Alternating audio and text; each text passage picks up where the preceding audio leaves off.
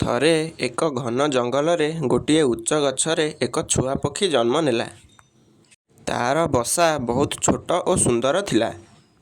ମା ପକ୍ଷୀ ପ୍ରତିଦିନ ଖାଦ୍ୟ ସଂଗ୍ରହ କରିବାକୁ ଯାଏ ଓ ପିତା ପକ୍ଷୀ ତାକୁ ସୁରକ୍ଷା ଦିଏ। ଥରେ ଛୁଆ ପକ୍ଷୀ ତାର ବସାର ମୁଣ୍ଡ ଟେକି ତାର ଚତୁଃପାର୍ଶ୍ୱକୁ ଦେଖୁଥିଲା। ସେ ଦେଖିଲା ଯେ ଜଙ୍ଗଲରେ ବିଭିନ୍ନ ପ୍ରକାର ଜୀବ ଅଛନ୍ତି। ସେ ପ୍ରଶ୍ନ କଲା, "ମା, ଏମାନେ କିଏ?" ମା ପକ୍ଷୀ ହସିଦେଇ କହିଲା, "ଏମାନେ ହେଉଛନ୍ତି ଆମ ଜଙ୍ଗଲର ପରିବାର। ଏହି ଜଙ୍ଗଲ ହେଉଛି ଆମ ଘର।" ଦିନକର ଘଟଣା। ଗୋଟିଏ ବାଘ ସେହି ଗଛ ନିକଟକୁ ଆସିଲା।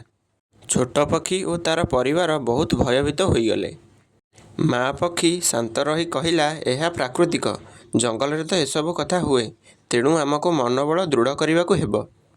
ମାଙ୍କ ଉପଦେଶ ଶୁଣି ଛୋଟ ପକ୍ଷୀଟି ଶାନ୍ତ ରହିଲା ଓ ଶିଖିଲା ଯେ ବିପଦକୁ କିପରି ସାମ୍ନା କରିବାକୁ ହେବ। ଦିନ ଯାଉଥାଏ। ଥରେ ଛୋଟ ପକ୍ଷୀଟି ତାର ଡେଣା ଝାଡ଼ିବାକୁ ଚେଷ୍ଟା କରୁଥିଲା। ମା ପକ୍ଷୀ କହିଲା, "ତୁମେ ଉଡ଼ି ନ ପାରିବାର ଭୟ ମନରେ ରଖ ନାହିଁ। ସବୁ ଜୀବଙ୍କ ପରି ତୁମେ ମଧ୍ୟ ଦିନେ ତୁମ କାର୍ଯ୍ୟରେ ସଫଳ ହେବ।" ଦିନେ ଛୋଟ ପକ୍ଷୀଟି ତାର ବସାରୁ ଜଙ୍ଗଲରେ ଉଡ଼ିବାକୁ ଚେଷ୍ଟା କଲା ଏବଂ ସେଥିରେ ସଫଳ ମଧ୍ୟ ହେଲା। ପରିଶେଷରେ ସେ ଚାରିପଟେ ଉଡ଼ିବା ଆରମ୍ଭ କଲା ଏବଂ ସ୍ୱାଧୀନତା ପାଇଲା।